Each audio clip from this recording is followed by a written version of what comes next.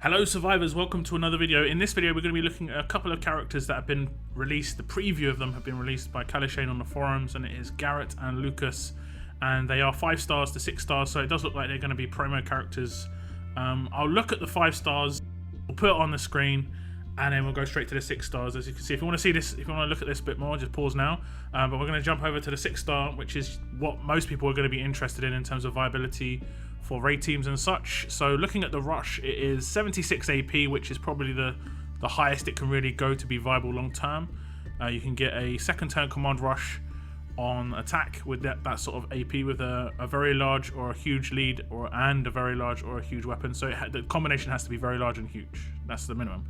And then you can get a second turn command rush with that sort of AP. Deals 275% damage and taunt for 1 turn up to 3 enemies. This character and 1 teammate get 25% HP, bonus HP, and pain split for 2 turns. So that's actually a pretty nice rush. It is a pretty nice rush. So, I mean, if it was more than 1 turn on the taunt, it would be better.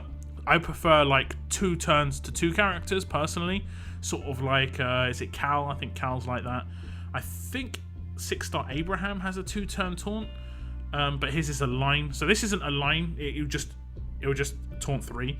So that's kind of the bonus. You can taunt behind shields if people still use shields. So it's not too bad. Looking across to the active skill, it is just a taunt again. So this is just like a monstrous taunt character. Leader skill is a bit different.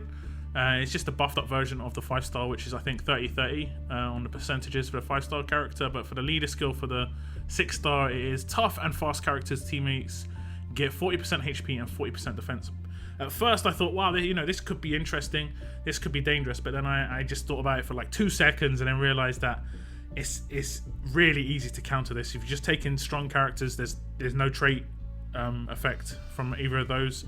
If it was tough and strong, whether you took in fast to take out the toughs, you'd have to deal with strongs. If you took in alerts to deal with the toughs, if you took in alerts to deal with the strongs, you'd get done by the toughs. So these don't really cover each other very well, but it opens up avenues in the future in terms of leader skills and having like you could have alert and fast. Now that alert and fast would be pretty good.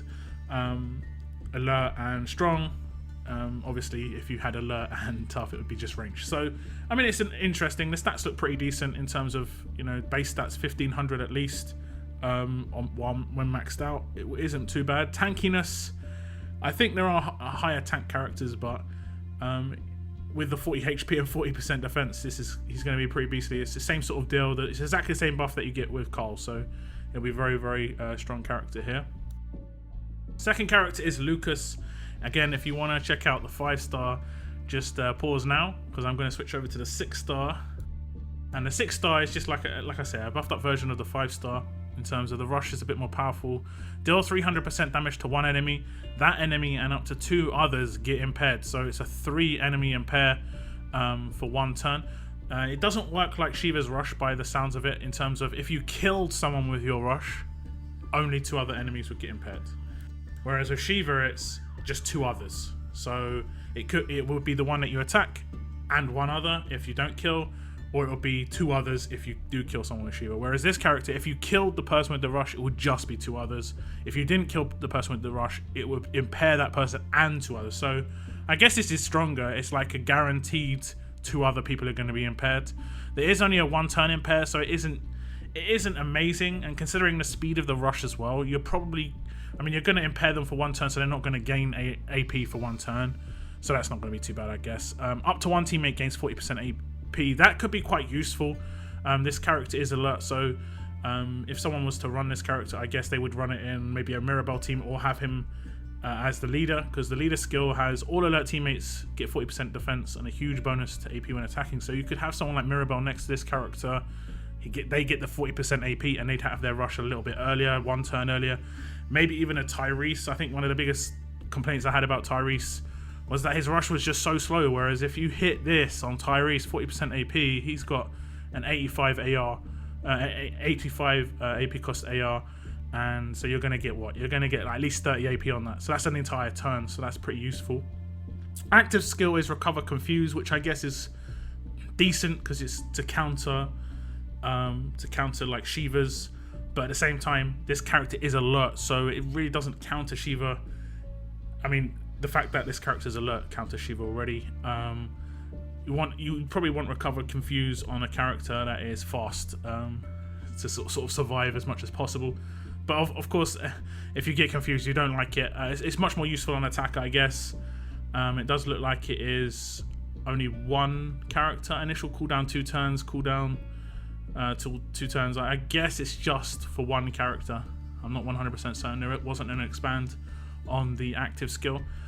So that's it. Tell me what you guys think about these characters. They will both probably be primary characters just due to the fact that they're being released as 5 stars to 6 stars. They're also not in the list that we had last year in terms of characters to be released that are legacy characters. So they could be part of an event, but it is doubtful. We'll see. I do kind of like this guy's leader skill though. If it was HP and bonus to AP on attack, I'd prefer it. I kind of want to see more melee characters, especially leaders. There isn't really enough variation for leaders for melee. I think pretty much it's just Carl and for melee, and then there's fast characters with Barker, and Barker's is really like a real niche pick leader skill in that you have to be basically running a sort of Zeke crit team, and you're going to be maybe having this new Joshua. It's very like it's a very narrow character pool that you can run with that. I mean, it's narrow enough that you have to use fast, but it's narrow enough that you're going for crit sort of team, which is kind of hard to really figure out how you're going to run that long term. Whereas ranged characters have a bit more, like I think they have 2 or 3 decent leaders, and I just think there just needs to be a bit more variation, and this is 2 more leaders for range now, so there's just too many range leaders. We need 1 or 2 more melee leaders for sure. That's just my opinion. Like I say, tell me what you think. That's the end of this video. Thank you very much for tuning in, guys. Keep on surviving. Keep on surviving.